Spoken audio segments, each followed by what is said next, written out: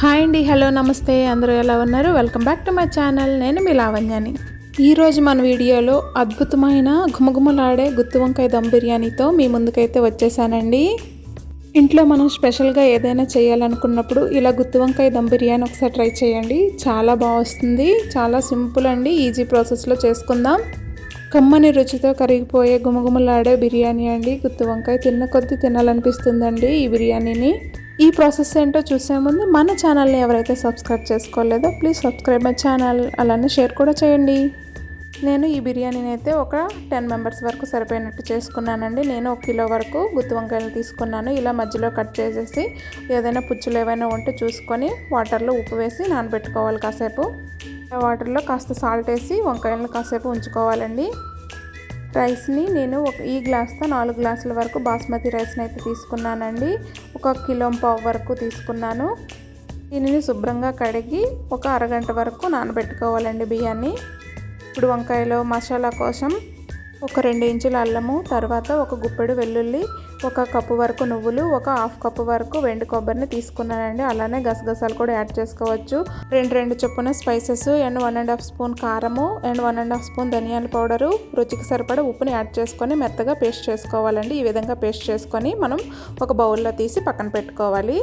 ఇప్పుడు ఈ పేస్ట్ని ఏమొచ్చి మనం వంకాయల్లో ఇలా మొత్తం కాకుండా హాఫ్ వరకు ఇలా వంకాయలో ప్రెస్ చేసి పెట్టి పక్కన పెట్టుకోవాలండి. మిగతా స్టఫ్ మిగిలిపోయింది. ఆ మిగిలిపోయిన స్టఫ్లో కొంచెం ఒక 1.5 కప్ వరకు పెరుగు అండ్ ధనియాల పౌడరు, కొంచెం కసూరి మెతి, కొంచెం కారం, ఉప్పు వేసి ఇలా కలిపి పక్కన పెట్టుకోవాలండి. ఇది మీరు రుచిని అడ్జస్ట్ చేసి వేసుకోవాలి. ఇప్పుడు స్టవ్ మీద కడాయి పెట్టుకొని అందులో కొంచెం ఆయిల్, కొంచెం గీ వేసి మనం ఆనియన్స్ని సన్నగా కట్ చేసి ఆనియన్స్ని వేయించుకోవాలండి. బ్రౌన్ కలర్ వచ్చే వరకు వేయించుకోవాలి. ఆనియన్స్ అనేవి బ్రౌన్ కలర్ వచ్చాక మనం తీసి పక్కన పెట్టుకోవాలి. ఇప్పుడు ఇదే కడాయిలో ఆయిల్ ఉంది కదండి, కొంచెం గీ యాడ్ చేసి మనం స్టఫ్ చేసిన వంకాయల్ని ఇందులో యాడ్ చేసి మగ్గించుకోవాలండి. చూడండి, వంకాయలన్నీ ఈ విధంగా వేసి కలుపుకోవాలి, అడుగు వరకు కలుపుకోవాలి. కలిపి కాసేపు మూత పెట్టి పక్కన పెట్టుకోవాలండి. వంకాయ అనేది కొంచెం బాగా మగ్గాలి. ఇప్పుడు మనం రైస్ ప్రిపేర్ చేసుకుందాం.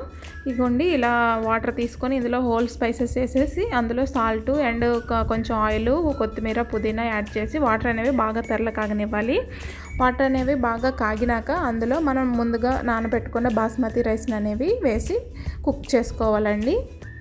చూడండి, వంకాయ అనేది ఈ విధంగా మగ్గుతుంది. ఇప్పుడు ఇందులో మనం కొంచెం స్పైసెస్ యాడ్ చేసుకోవాలి. ఇలాచి, ఇప్పుడు మనం ఈ వంకాయ పాన్లో డ్రైడ్ ఆనియన్స్, హోల్ స్పైసెస్ కొంచెంగా వేసుకొని బాగా కలుపుకోవాలండి. చూడండి, ఈ విధంగా కలుపుకొని మనం ముందుగా ప్రిపేర్ చేసుకున్న పేస్ట్ ఉంటుంది కదా, మసాలా పేస్ట్, దాన్ని యాడ్ చేసుకోవాలి.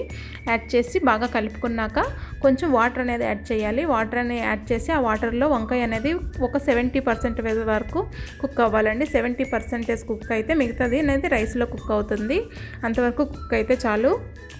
చూడండి, ఈ విధంగా వాటర్ యాడ్ చేసుకొని మనం మూత పెట్టి ఒక 5 మినిట్స్ వరకు కుక్ చేసుకోవాలి. ఒక 70% వరకు వంకాయ అనేది కుక్ అయితే సరిపోతుంది. గ్రేవీని కుక్ చేసుకోవాలి. ఇప్పుడు రైస్ ప్రిపేర్ చేసుకోవాలండి. రైస్ యాడ్ చేసుకొని ప్రిపేర్ చేసుకున్నాక కొంచెం గార్నిష్ కోసం నేనైతే కుంకుమ పువ్వుని కొంచెం వేడి నీటిలో వేసి పక్కన పెట్టుకున్నాను. ఇప్పుడు చూడండి, ఈ విధంగా 70% వరకు కుక్ అయింది. ఇప్పుడు దీన్ని మనం తీసి పక్కన పెట్టుకోవాలి. ఒక వెడల్పు పాన్ తీసుకొని అందులో కొంచెం ఆయిల్ యాడ్ చేసుకోవాలండి. అలానే కొంచెం జీడిపప్పు, కొంచెం కరివేపాకు యాడ్ చేసి మనం ముందుగా ప్రిపేర్ చేసి పెట్టుకున్న గ్రేవీ కర్రీని ఇందులో యాడ్ చేసుకోవాలి. ఒక లేయర్ వరకు యాడ్ చేసుకోవాలండి. ఇప్పుడు మనం ఒక లేయర్గా ఉడికిన రైస్ అనేది 70% కుక్ అయితే సరిపోతుంది. మిగతాది మన దమ్లో కుక్ అవుతుంది. ఇలా లేయర్గా రైస్ యాడ్ చేసుకోవాలండి. మిగతా గ్రేవీ ఏమొచ్చి ఇంకో సెకండ్ లేయర్గా యాడ్ చేసి ఫ్రైడ్ ఆనియన్స్, కొత్తిమీరని పైన చల్లుకోవాలి. అలానే మిగతా రైస్ని కూడా ఇలా లేయర్గా వేసుకోవాలండి. దీనిపైన ఫ్రైడ్ ఆనియన్స్ అండ్ కొంచెం గీ యాడ్ చేసుకోవాలి. గీ యాడ్ చేయడం వల్ల టేస్ట్ అనేది బాగా వస్తుంది. అలానే ముందుగా సాఫ్రాన్ వాటర్ నానబెట్టుకున్నాను కదా వేడి నీటిల్లో, దాన్ని కొంచెం లేయర్గా వేసాను. అది వేసాక కొంచెం కలర్ వస్తుందండి. ఇప్పుడు టిష్యూతో కవర్ చేసి దమ్ముని ఒక 15 to 20 మినిట్స్ వరకు లో ఫ్లేమ్లో దమ్ చేయాలండి. దీనిపైన బరువు పెట్టి దమ్ చేయాలి. 20 మినిట్స్ తర్వాత స్టవ్ బంద్ చేసుకొని కాసేపు అనేది మనం అట్లా వదిలేయాలండి. తర్వాత రైస్ అనేది ఇలా పొడి పొడిలాడుతూ వస్తుంది. అంతేనండి, సింపుల్గా గుమగుమలాడే గుత్తి వంకాయ దమ్ బిర్యానీ రెడీ అండి. ఈ బిర్యానీ మీరు కూడా ట్రై చేసి ఎలా వచ్చిందో కామెంట్ సెక్షన్లో తప్పకుండా నాతో షేర్ చేసుకోండి. అలానే మన ఛానల్ని ఎవరైతే సబ్స్క్రైబ్ చేసుకోలేదో ప్లీజ్ సబ్స్క్రైబ్ చేసుకోండి. Thank you for watching.